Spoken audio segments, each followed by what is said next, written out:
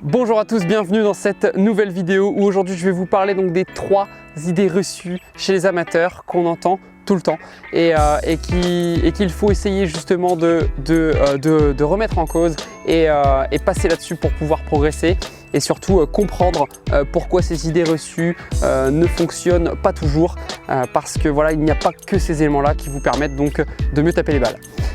Je vous invite donc à tout de suite découvrir les 3 grandes idées reçues des amateurs pour pouvoir comprendre comment améliorer votre swing. C'est parti.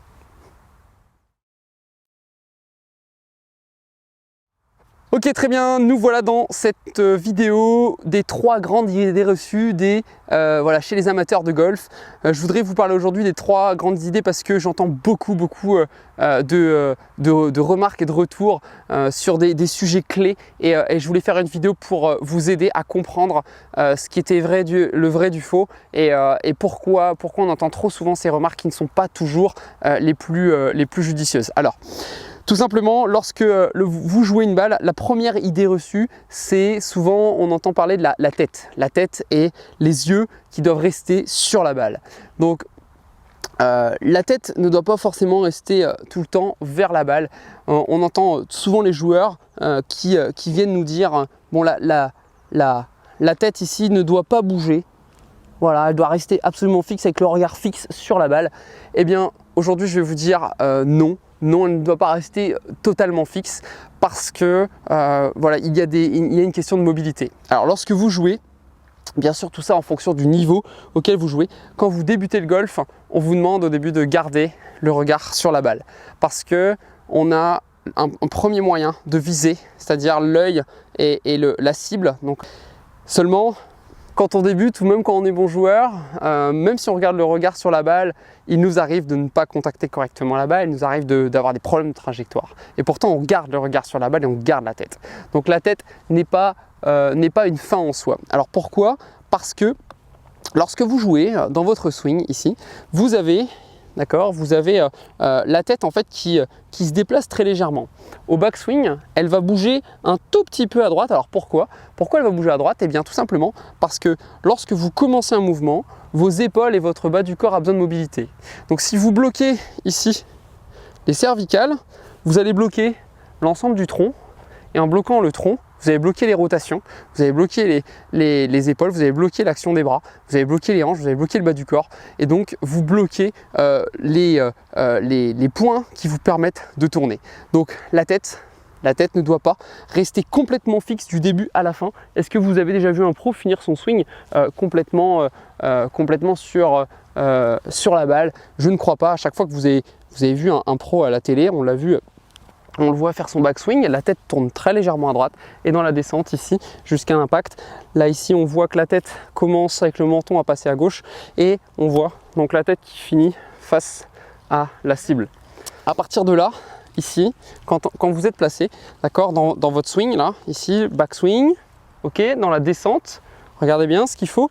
Et ce que on va vous demander comme exercice, c'est que vous laissez tout simplement le regard ici et le menton suivre la tête de club après l'impact. Donc jusqu'à l'impact, vous essayez de rester bien sûr quasiment dans l'axe, mais après, vous laissez le regard aller vers l'avant pour aller finir votre swing. Comme ça va libérer au retour la rotation du tronc ici et ça va permettre le transfert latéral sur le pied avant. Donc gardez cette tête plus ou moins fixe. Au début, elle va l'être un peu plus, elle va tourner très légèrement à droite, elle va pointer de ce côté et dans la descente jusqu'à l'impact, le champ visuel étant à moins de 180 degrés ici, vous verrez toujours votre balle. Après que vous soyez quelqu'un en vision centrale ou périphérique, c'est un autre problème, mais au moins, sachez une chose, venez libérer un petit peu cette tête vers l'avant et la casquette vers la cible. Voilà. Ok, très bien. Maintenant, on va parler donc de la deuxième chose dont parlent la plupart des joueurs amateurs. C'est vraiment le problème voilà, de l'action des bras et le manque de rotation. Donc, il y a beaucoup de joueurs voilà, me parlent du fait que dans leur swing, ils lancent beaucoup leurs bras. Donc je vais vous donner une petite solution toute simple, c'est qu'effectivement quand on lance beaucoup les bras en premier, on n'est plus très bien coordonné, c'est très difficile et on a aussi du coup la difficulté de perte de distance et on a des problèmes de contact. On n'arrive pas à compresser la balle. Donc là je vais vous donner un petit exo que vous pouvez faire à la maison. Donc l'exo est tout simple, c'est que voilà, vous réalisez votre backswing, d'accord? Et après ce backswing, en fait, ce que vous allez faire, vous allez donc déclencher la ceinture, ok, ou la poche avant, donc la poche gauche vers l'avant. Et ce que vous allez faire, c'est que vous allez venir donc au niveau d'une balle, vous placez une balle au sol et vous allez planter le club. Vous allez laisser le club dans le sol. Et à partir de cette position, ce que vous allez faire, c'est que vous allez pousser comme ceci, vous allez fléchir le club au sol de telle façon à sentir que vous êtes en pression, vous êtes en tonicité vers le bas et vous allez appuyer comme ceci pour pouvoir compresser la balle, parce que pour compresser une balle avec les fers, il faut pouvoir descendre et appuyer fortement dans le sol. Et vous allez sentir que la pression des mains, elle est à 3 sur 5, voire 4 sur 5 pour appuyer. Et forcément, quand il y a de la vitesse, on est en passage, c'est-à-dire qu'on n'est pas en position d'arrêt, il y a le fait qu'il y ait de la vitesse et il y a plus de fluidité. Par contre, vous devez sentir et imaginer cet impact. Pour imaginer cet impact, il faut que vous puissiez, donc après votre backswing, souvent le problème c'est que vous lancez d'abord les bras et vous ne lancez pas le bas du corps. Donc en lançant ici le bas du corps, vous allez devoir imaginer qu'à l'impact, vous poussiez comme ça contre le sol et que le club vient se plier de telle façon à pouvoir assurer un point d'impact très puissant dans le sol. Donc l'objectif de cet exercice, c'est que vous puissiez, après le backswing, déclencher la ceinture en continu afin de venir chercher de la pression au sol pour pouvoir continuer à traverser et vous retrouver à nouveau face à votre cible. Voilà pour la deuxième grande idée reçue dont on parle souvent, trop d'action de bras, un manque de rotation. Et ça vient souvent du fait qu'on ne cherche pas à bouger le bas du corps. Petit détail, même si vous bougez le bas du corps, attention à voilà, essayer de maintenir quand même une stabilité. C'est pas parce que des fois le bas du corps bouge trop que ça marchera à chaque fois. Il faut quand même respecter la coordination entre votre club, votre stabilité et votre rotation pour justement être précis à l'impact au moment où vous venez compresser la balle. Voilà pour la deuxième idée reçue et deuxième grand meurtre dont on entend souvent parler.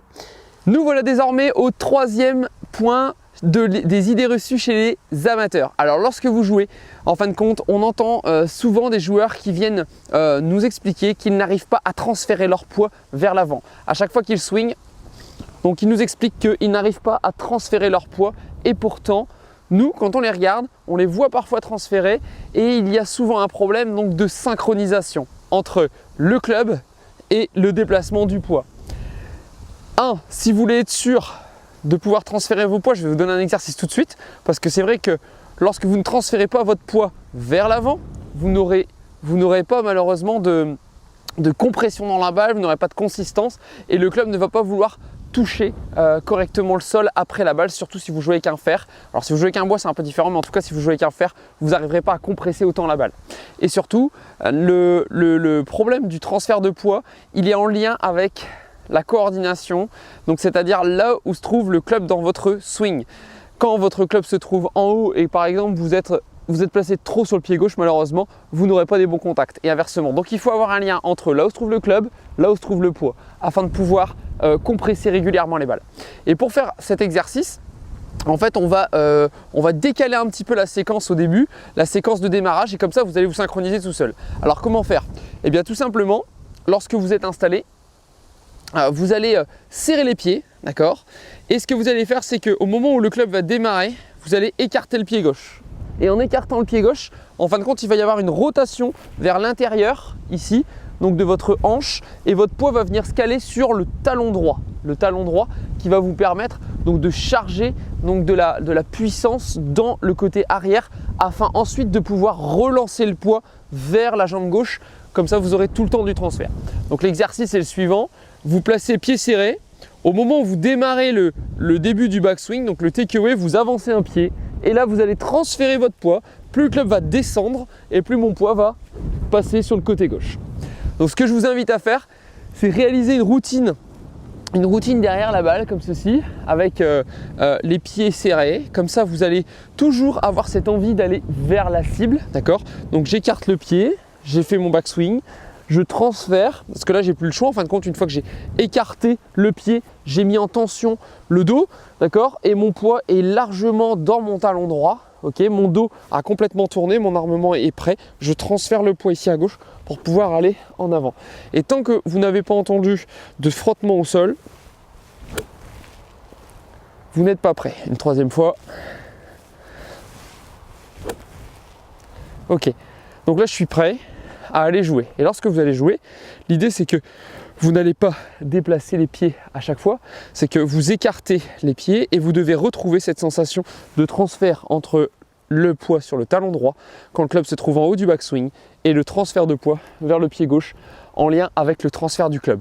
Ce qui va vous permettre donc de synchroniser le club et le transfert de poids pendant l'impact. Parce que souvent le problème c'est ça, c'est que chaque fois que les joueurs souhaitent transférer, soit ils envoient trop tôt les mains, soit malheureusement on a un changement de pivot qui ne permet pas d'avoir des retours de phase de club dans le bon sens. Une fois la phase de club va revenir à gauche, sinon l'armement va rester bloqué.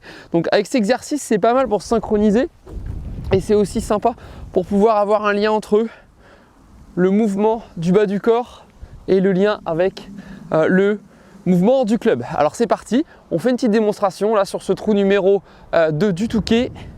On se place, on a fait sa routine, d'accord? Et on y va.